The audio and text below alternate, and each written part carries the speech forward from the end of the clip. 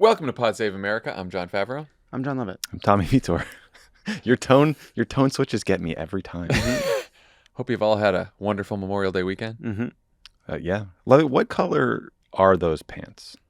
Again, this is an audio format. Yes, that's why I would asked. say they're Prescription. it's called pink. No, it's more of a lilac.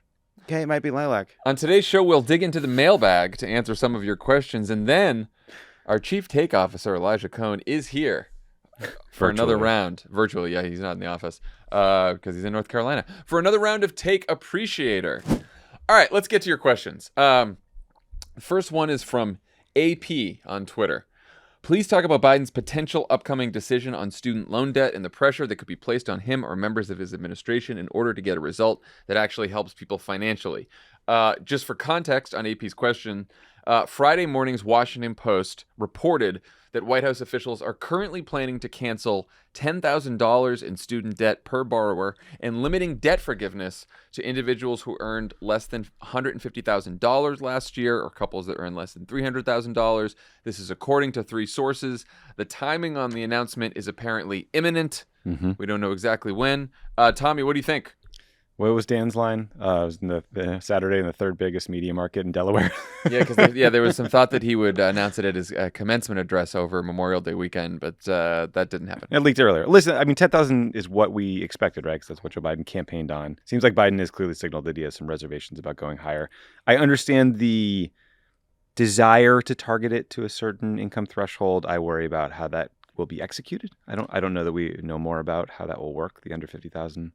You mean the under 150,000? Yeah, I mean, listen, like income thresholds can be a bit of a blunt instrument where, I don't know, it doesn't necessarily talk about your ability to pay or not pay back your debt. But look, $10,000 is great. I'm glad. I hope he does it. I hope he does it soon. I'm much happier with the income threshold than I think you could have gone up to 50. But like you said, Tommy, he campaigned on 10. That was his promise. And he was elected on 10, so that's what we got is 10. But on the 150,000, 97% of all federal student debt is held by people earning below the threshold of $150,000. In fact, the poorest 20% of Americans hold just 8% of the debt. Look, this is tax dollars. I don't think, with all the need out there in the country on a whole bunch of different issues, I don't think that people making over $150,000, if they want to make that the threshold, that's totally okay with me. I think that's very fair, especially since 97% of debt is held by people who make underneath that. Look, it's the official position of my burgeoning desire to challenge Dianne Feinstein for re-election, assuming she's run, because she has technically filed for re-election. So when I do challenge Dianne Feinstein, She's opposed. What? She's opposed to this plan. No, but I'm expressing my distinct position, which is we should forgive all student debt except for student debt held by MBA and law students. Oh, got it. Yeah. Got it. Yeah. Got it. Yeah, people talk about postgraduate, and I'm like, but I think we do want more doctors. We do want to encourage the medical school. Listen, if your MBA was useful to you, that's fine. I don't respect the degree. Wow. Okay. You heard me.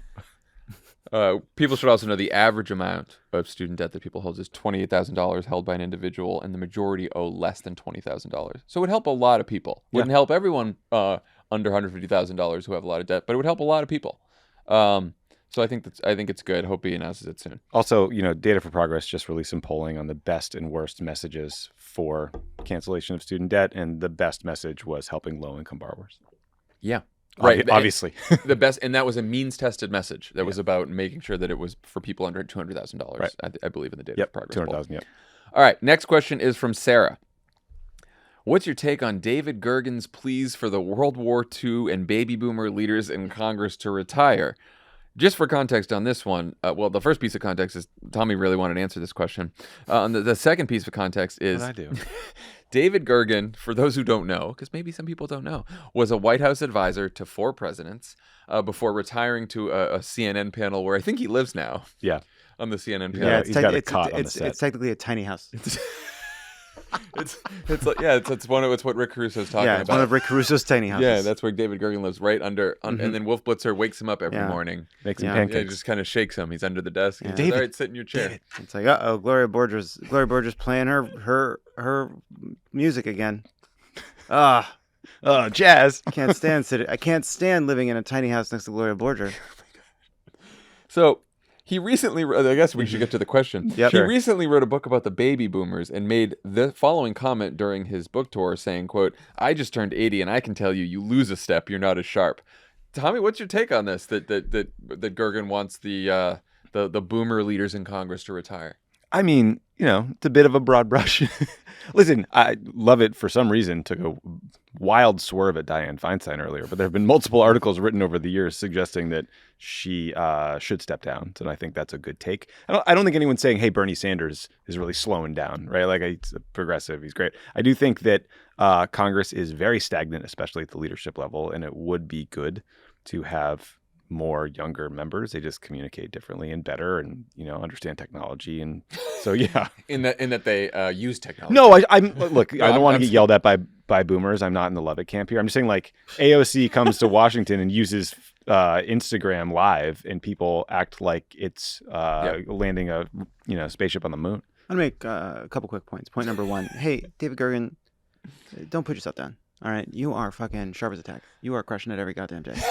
And you know what? There are a lot of 30-year-olds. Not running against David Gergen. There are a lot of 30-year-olds that would kill to have the lithe mind of a David Gergen, just crushing it on Love those it at a panels every CNN day. Plus show with him that got That's what happened? ceremoniously canceled.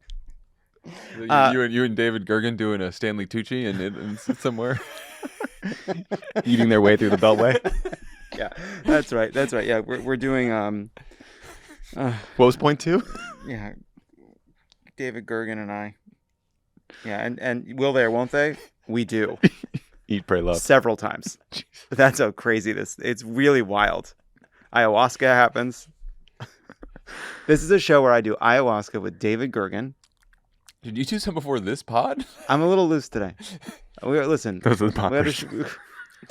Wait, but I have another point. Oh. Here's the point I wanted to make. Okay. There's we no got there. It's not that any specific person needs to retire. Actually, I know that I have made bones with the boomers, but it's not about any one person being too old for the job. Although there are plenty of people that are too old for the job in their jobs, it's that the fact of living in a gerontocracy is a symptom of a larger problem, which is a system that does not elevate new people and that does not create the space for new people to run. Part of the reason we're stuck with all these old people is we're in this sort of fractured media environment where just building a name has become nearly impossible. It's part of the reason Joe Biden is president right now. And I think we pay a price every single day for not having leaders who are able to kind of speak in a language that is more familiar to people under 50, under 40, under 30. And every time you see someone just a little bit younger, like Brian Schatz or Chris Murphy, kind of take to the floor, or AOC take to the floor and just sort of speak in a way that's sort of clear and transparent and not like kind of mired in the language of Washington. You know the price you pay when all the leaders of all the committees are septuagenarians or octogenarians. That's all. Yeah, I think it's just as Congress needs to do a lot better in terms of diversity by race, gender, sexual orientation, age too. They just need to do better to have a more diverse. But it's not a panacea, as Madison Cawthorn showed us. Yeah, of course. That's very good. Well, fun follow-up question from Laura. Tell us your fantasy league of House and Senate Democratic leadership. This one I don't know. I got some. What do you got, please? All right, in the House. There's just some names that I would like to see in leadership. That's all this is. Jayapal. Yeah. Yeah, she's great. Right? Ro Khanna. We love Ro Khanna. Katie Porter. Please. For sure. Sign me Joe up. Neguse. Everyone loves that guy. He's great. Those are just 4 I could think of in the House. 4 Neguse House was Dems. on mine. Josh Gottheimer. Josh I almost wrote that down as a joke. You got it. All right. Cawthorn. Gottheimer. In the Senate.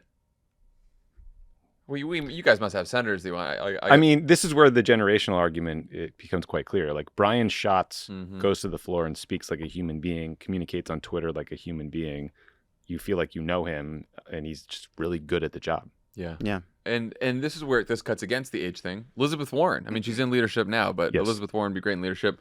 Cory Booker, Chris Murphy. Oh, yeah. Both great. And I love Cory Booker. Raphael Warnock. I know he hasn't been there that long, but he'd be great in leadership as well.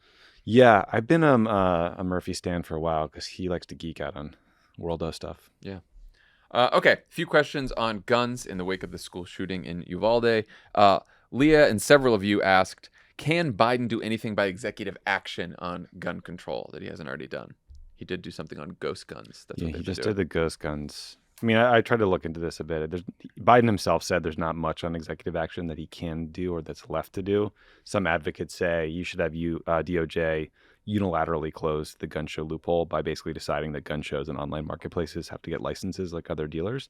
That seems like a good idea. Yeah, I guess they think that the Giffords organization has been pushing this as well. And Kamala Harris, Joe Biden's vice president, had this proposal when she was running, which is you redefine what engaged in the business of selling firearms means from a federal, like via executive action. And then you can do what you were just talking about, Tommy, which is expand background checks. Some people want a gun czar, gun coordinator. Yep. That's one that will get demagogued by right-wing idiots, but it might be worth it. Another thing that Kamala Harris proposed as an executive action when she was running is the banning of assault weapon imports from overseas, which would make some kind of a difference, even though a lot of the assault weapons are produced right here, are manufactured right here in the United States, unfortunately. But you might as well stop imports from overseas. That seems like common sense. And then she also advocated taking executive action to keep domestic abusers from getting guns. March for Our Lives has said that Biden could do more on stopping firearm trafficking as well through executive action. Yeah, and some people just want him to, or the administration just to release more data on gun sales so you can trace it better, or get the ATF nominee confirmed, or better enforce red flag laws. Those are some of the other things. But sadly and tragically, you need Congress to do anything that would truly, truly make a difference. Yeah, and Mitch McConnell's the most cynical human being on the planet. Yeah. We got some questions about voting in campaigns. Jennifer asks, I would love to know your thoughts on phone banks. Every organization wants people for these, and it would be helpful to know, as someone who rarely talks to an unknown number, why is this the push, and is it smart? I feel like we're all quiet because we have all done phone banking, and we know that, I don't know, whenever I've done phone banking, sometimes you'll make a dozen, 2 dozen, 3 dozen calls before you get somebody who picks up. But then once in a while, you'll have a really, really great conversation. My instinct is to say it remains a really important and really valuable tool, but I do worry that it is becoming less and less valuable over time. That's right. I think the hit rate is getting lower and lower. And I felt that I felt that difference between 2016, 2018, and 2020. I felt the same thing. I remember making calls in 2020. Part of it may be just the nature of the pandemic, but I found that I would sit there and I was really dialing and dialing and dialing. That said, it is still a tool that we have, and as much as it feels sometimes like you're kind of beating your head against the wall, I vividly remember. Even in 2020, I had a few conversations, 1 or 2 every time I phone banked.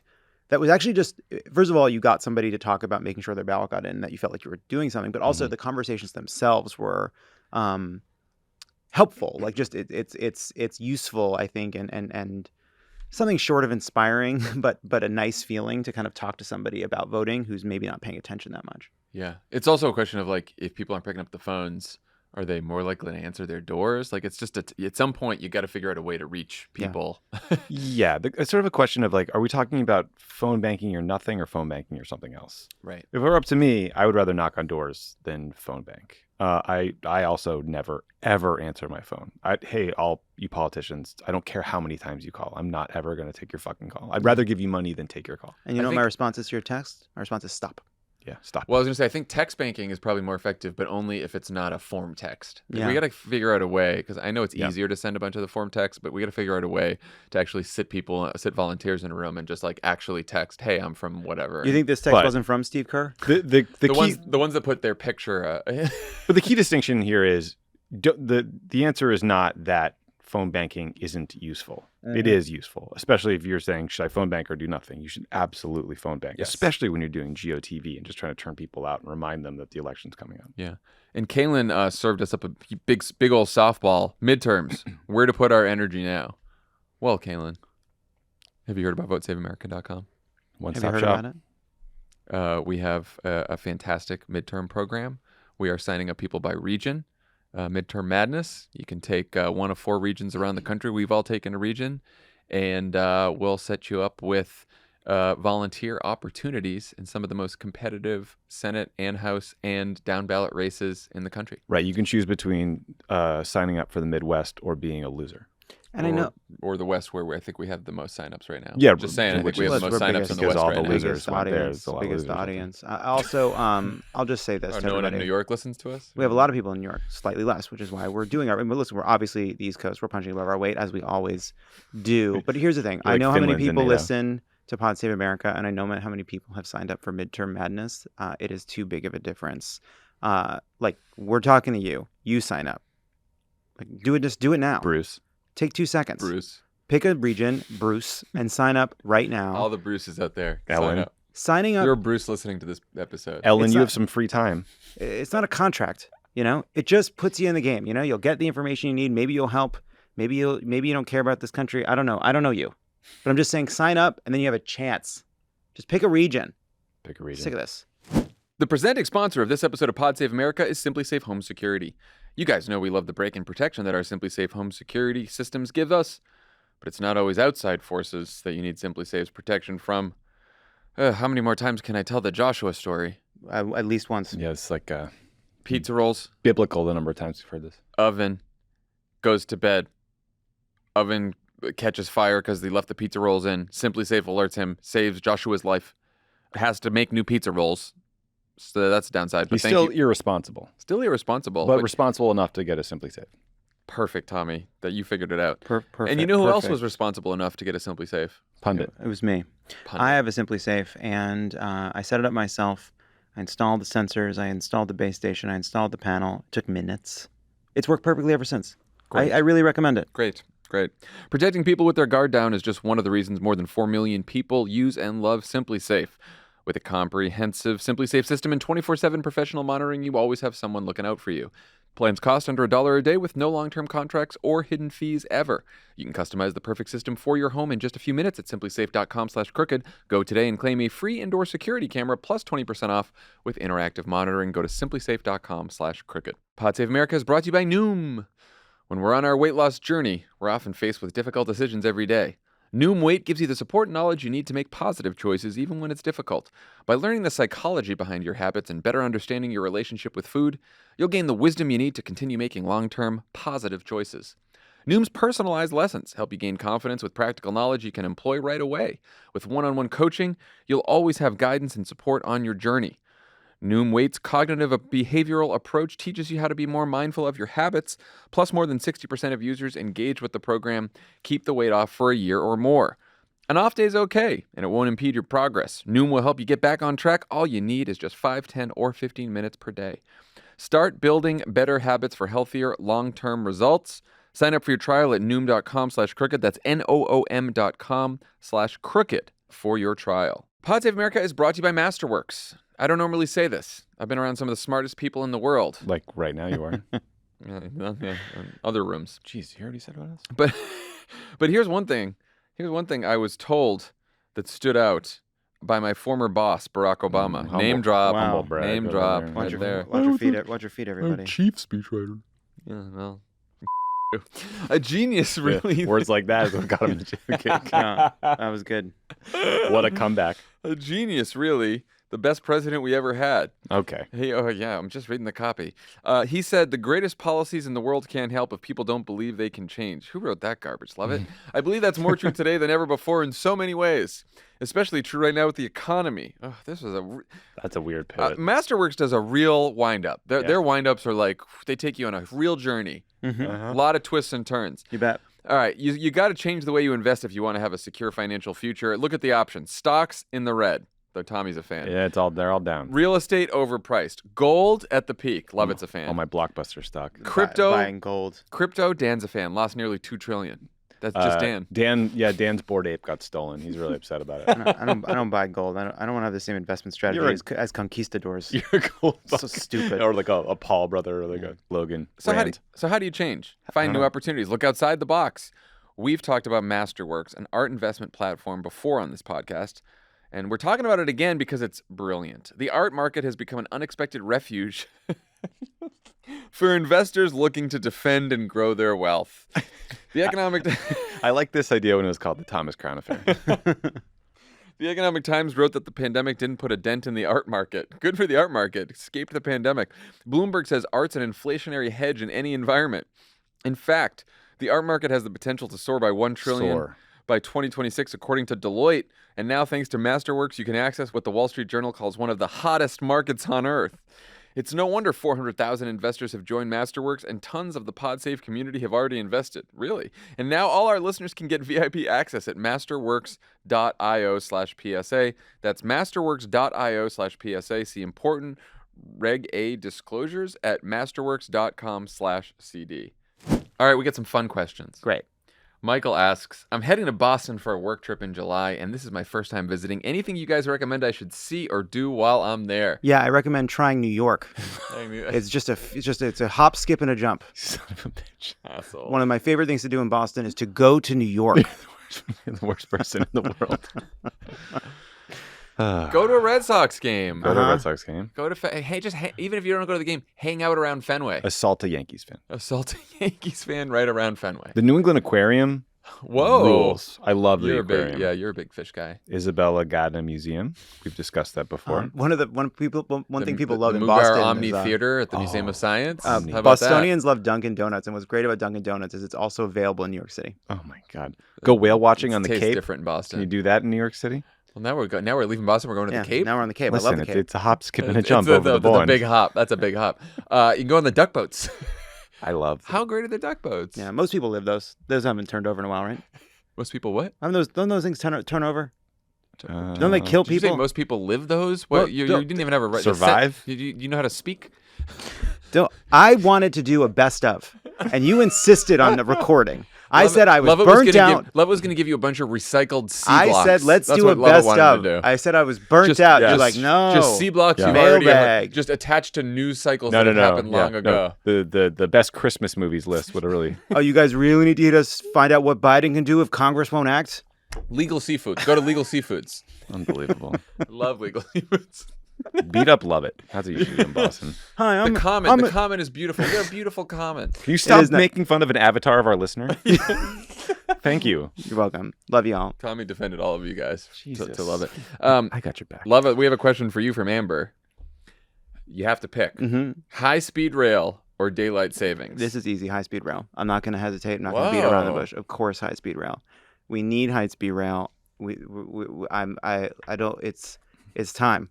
All right. And you know what? Would I like it to be? Would I like high speed rail to travel through a country that doesn't needlessly switch its clocks for no reason twice a year? Of course I would. Of course I would. But I take the trains. What route are we looking for? What's the first? go-to? I want.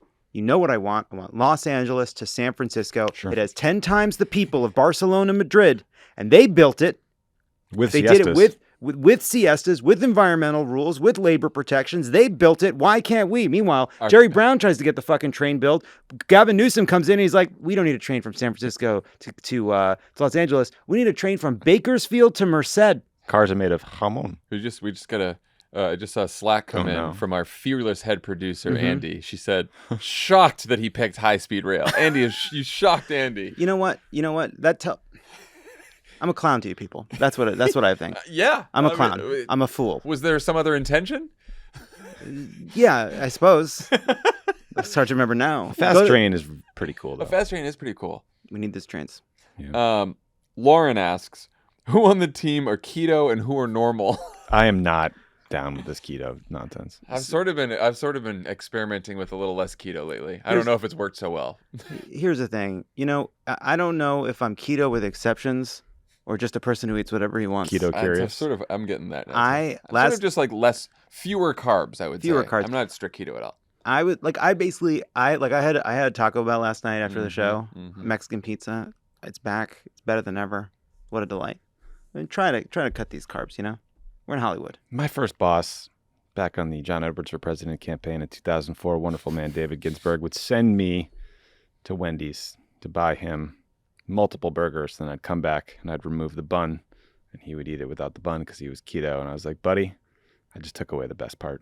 The rest of that shit's going to kill you slowly. That's why I wasn't keto at the time. That's He Atkins. lost a lot of weight. Was that Atkins? It was Atkins. Atkins. Yeah. Remember Atkins? Atkins is very, Is that different? It was pre-keto. It's Is it similar. different? I Is it don't different? Sounds like a know. rebrand. Is it different? It's like when ecstasy became Molly. Let's face it. Sean Patrick Maloney will tell you about that. Yeah. Yep. He bragged about doing Molly on Morning Joe. Yeah. Just that's something that happened. Yeah, Second part of that question from Lauren. What's the funniest thing Charlie did in the past month? Molly. Charlie was in this office yesterday. Wait, if this is a Flintstones chewable, whoa. Charlie was in this office yesterday, sitting in Lovett's seat, You bet. and the two of us did an entire interview about trucks, and he really carried on. And then he now knows the name of this podcast. He says Podmerica. Nice. Podmerica. That's pretty good. Yeah, that's. He's got quite the retention. He does have quite the retention. We went home last night. Emily said, "Who did you see at the office that you know?" He said Tommy, and then she said, "Who else did you see?" Jon Lovett. He says your whole name Full now. name. I like that. And then I like that. and then he talked about how he gave Pundit a treat. He was very excited to give Pundit a dog treat. Yeah. Yeah. So The second Charlie was out of eyeline, I took the treat away. It wasn't time for a treat. I mean, Charlie doesn't know. That's not his fault. But I took it right away. What the fuck are you doing, kid? All right. I really did.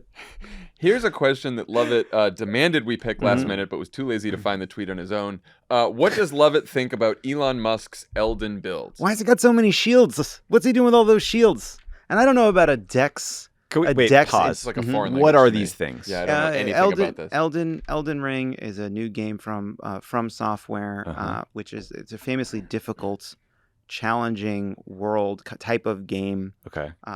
In it, you can build a character that can be strong or dexterous or use faith or use magic. Elon has built a character that is primarily intelligence-based, that's magic, but has a little bit of dexterity so that he can use a weapon like a katana, for example. Just sort of an annoying troll. Which, no, I mean, You said it's katana to me like I'm experienced You're with like a katana. sword guy. Like John's a as sword you guy, know, yeah. He a sort of katana. landed, as I know, as I'm a curved familiar sword. with. It's a fast-moving curved sword. Sure. A famous for a dexterity build, Okay. but his inventory had 2 shields. What are you doing, Elon? You don't need 2 shields. You don't need 2 shields to make you heavy. Now you're gonna heavy roll. Deflecting You bots. don't want a heavy roll. Get yourself down to a light roll, my friend. All right. Are we Come back on. Mac and Molly? Light roll. Get yourself. Yeah. Listen, Elon. Listen, I know there's Elon some knows. context where you like to heavy roll. Yeah. But this is a place where you want to light roll. I know my what friend. those 5 a.m. tweets are about, pal. Okay. We also got a few fun summer-related questions from a listener who goes by Tommy Vietor. Tommy? Yeah, I mean, just feels like we got some summer vibes. Mhm. That was Do we? the goal we were going for in this mailbag. Summer vibes. Achieved. You guys got a favorite summer blockbuster? This. I really want to see Top Gun 2. So this is like of all time, though, right? Yeah, Okay. mostly because for the Scientology. I can't figure out which is my favorite summer blockbuster from growing up. Either Jurassic Park Yes, Mhm. or Independence Day. correct answer both. Okay, good. Because Jaws is up couldn't there. pick. Oh yeah, Jaws. Yeah. Do the Right Thing is a good summer movie. Yep. Yeah, but it's not a Adventureland, summer- Caddyshack. Do the Right Thing is not a summer blockbuster. It's a summer movie. Yeah, I guess there's right. You're thinking like big budget popcorn action. Yeah. I was also thinking that were released when I was growing up that I can remember. Yeah, Which Jurassic Park would Caddyshack be doesn't. up there. Caddyshack doesn't really fit the bill there. Right, that was an old one. Yeah. Okay. So anyway, those are mine. It's funny. I'm trying to think like what is the best I action was so excited big to see budget, Jurassic Park. I can remember just going It's to the incredible. theater. And, yeah. the best big budget action movies of all time that I've loved in the theater. Oh, Armageddon for you, right? I'm a deep impact man in an Armageddon world. Mhm. Right, the science was better in Deep Impact. Although I do not understand and will never understand why Tia Leone decided to go back to be on that beach with her fucking dad. Didn't make any sense. You're gonna die so you can have one last hug with this absent father. The world needed you on MSNBC. That was the whole point. The world needed you, and she dies in the ocean. And meanwhile, if she'd just gone uphill with Elijah Wood, she'd have been fine. I don't remember this movie. I don't very well. either at all. Neither do I. Is it good? I mean, yeah. Right, I barely remember it. Best month of the summer: June, July, August, September are your options.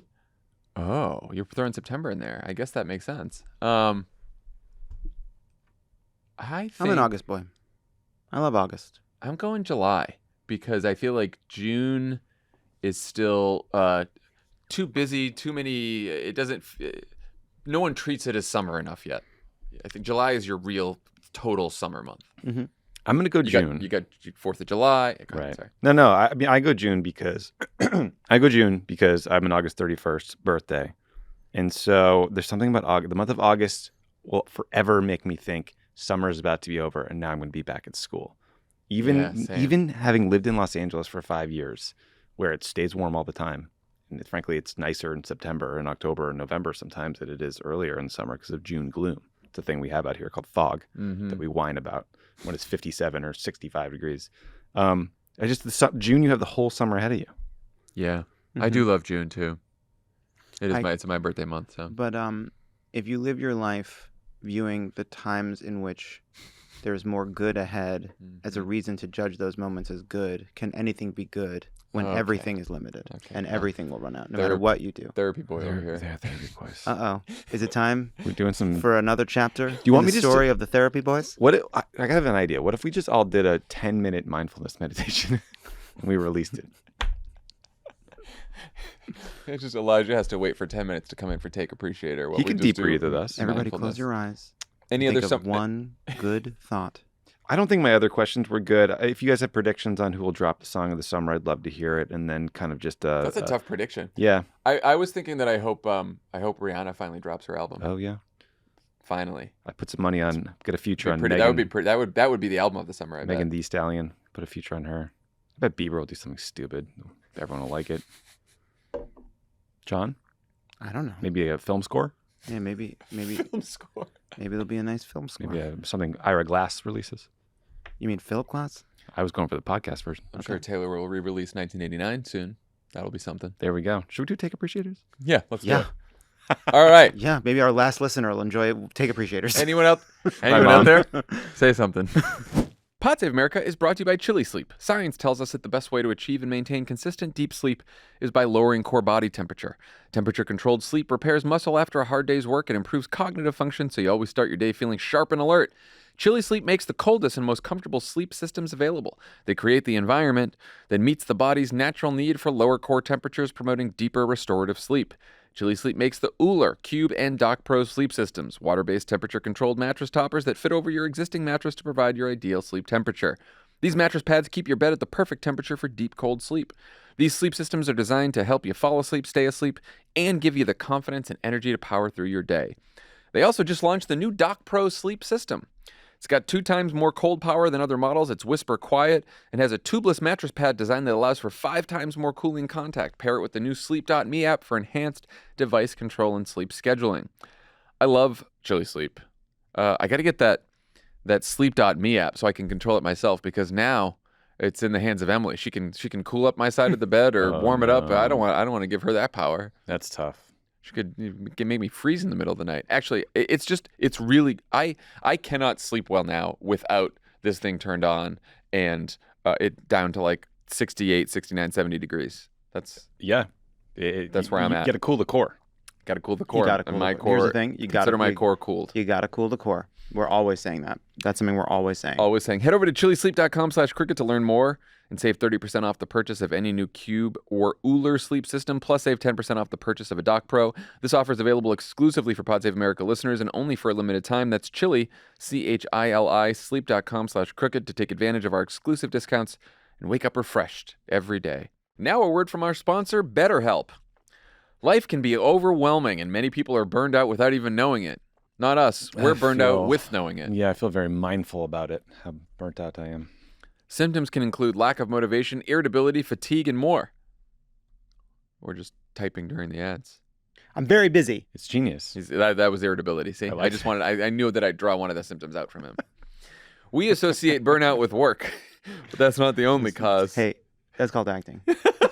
I'm actually, honestly, in a phenomenal mood. Any of our roles in life can lead us to feel burned out. BetterHelp Online Therapy wants to remind you to prioritize yourself. Talking with someone can help you figure out what's causing stress in your life. What does burnout mean to you? Working too much? Not taking enough time for yourself? Yes. Have you ever felt burnt out? Yes, all the time. What does it feel like to you? Shitty. Hard to sleep. A lot of anxiety. My stomach hurts. Yeah. I'm irritable. Yeah, all of it. But you know what? You know what you need? BetterHelp. What happens when you do that? BetterHelp is customized online therapy that offers video, phone, and even live chat sessions with your therapist, so you don't have to see anyone on camera if you don't want to. It's much more affordable than in-person therapy, and you can be matched with a therapist in under 48 hours. Our listeners get 10% off their first month at betterhelp.com/PSA. That's betterhelp.com/PSA. Pod Save America is brought to you by Seeker. You rely on ratings to find good restaurants and hire talented local professionals because transparency and reliability help you make smart decisions. So I love it's a Yelp power user. He's a power user. Power something. Your Power reviews. something. Yeah, there you go. To refute bodegas. Anyway. So why not trust similar ratings to assess the accuracy of the information you search online? Yeah, we agree. Visit Seeker, a new search engine that lets you search with confidence. Seeker uses artificial intelligence to evaluate news and information and assigns a Seeker score that scores the quality of news results based on journalistic principles and general reliability. By analyzing content for subjectivity, persuasive techniques, and exaggeration, Seeker works to reveal the things that make us question our sanity, like rapidly spreading misinformation. Only Seeker has a Seeker score that goes from 0 to 10. Lower scores are a big red flag to alert you that content might be manipulated, unreliable, or inaccurate. Do our podcast, Seeker. Do you think I was just going to ask you? Do you our think we have a podcast. score? Yeah, that'd be cool. With this tool, Score the Thursday pod. With this tool, choice and control are back in your hands, helping you figure out what really matters. It's time to feel good about what you see online. Seek for yourself. It's seeker.com/crooked. That's SEEKR.com/crooked. Folks, we're back with another round of Take Appreciator. Our chief take officer, Elijah Cohn, joining us by video. Hey guys, rock solid A block. That was really tight. Stephen A. Cohn, how's it going out there? One of our better A blocks. You got big plans for the weekend? You got big holiday plans? Well, the weekend already happened. Yeah, you're. everyone just listening, Tommy forgets so. where we're. Yeah. But that's risky. I did want to say that it's risky to do a Take Appreciator this far in advance of release. So we'll see how this ages. See how it goes. Okay, well, yeah. Like a fine wine, I'm sure. All right, so just a reminder for everyone how the game works. I'm going to share some takes with you all. The producers have seen them. John, and Tommy have not. They'll react and rate them on a scale of 1 to 4 politicos, with 4 being the worst. Are you guys ready? Yeah, we're ready. We're ready. Leave all those in. Been ready. All right, we'll get started then. We agreed there are a lot of horrible gun control takes out there right now, very trolly and bad, and we agreed that we would avoid them for this segment, but we'll go adjacent to it. Mm-hmm. So after the Uvalde shooting, Beto O'Rourke interrupted a press conference that Governor Greg Abbott was holding, saying that Abbott wasn't doing enough on gun control. That spawned this piece from the Daily Mail, which has an extremely long title. The title of the piece is, "This isn't time for political stunts, and Texans don't need 2-bit washed-up politicians like Beto O'Rourke hijacking their horror for his own selfish political interests." That's just the title. Oof. Here's a quote. This is not a partisan or political moment. This is not about showboating for the cameras, getting follows on Twitter or shares on Instagram, which was clearly Beto's intention. I know there are many people on social media applauding Beto, but as Dave Chappelle once said, Twitter is not a real place. Guys, who wrote it? Oh, for the Daily Mail? Oh, Who I writes know- for the Daily Mail? Oh my God, I know who it is. It's that fucking shit-eating. It's Piers Morgan. It is not Piers Morgan. Oh. Oh, I thought I had it. I don't know. Am I close? How do you get close to Piers Morgan? I don't know. It's a Emotionally close. oft mocked famous pundit, so you're close in that way. The Daily Mail. Oh! I got it. It's Meghan McCain.